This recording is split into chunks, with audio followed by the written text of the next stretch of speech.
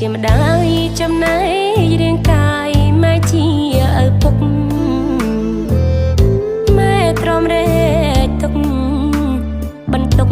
ជាមេគ្រួសារលំបាកនៅហត់ម៉ែស៊ូមិនខ្លាចមរណា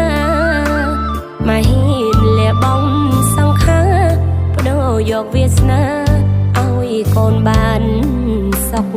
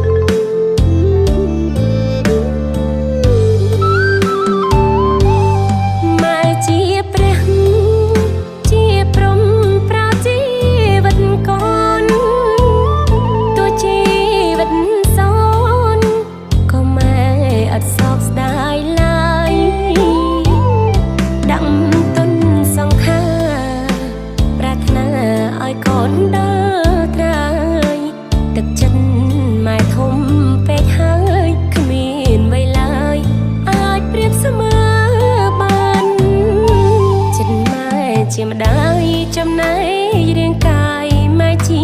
ឪពុកម៉ែទ្រាំរែកទុកបន្ទុកជាមេគ្រួសារលំបាកនៅហត់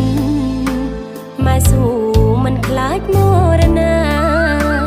ម៉ែហ៊ានលះបង់សង្ខារបដូរយកវាសនាឲ្យកូនបាន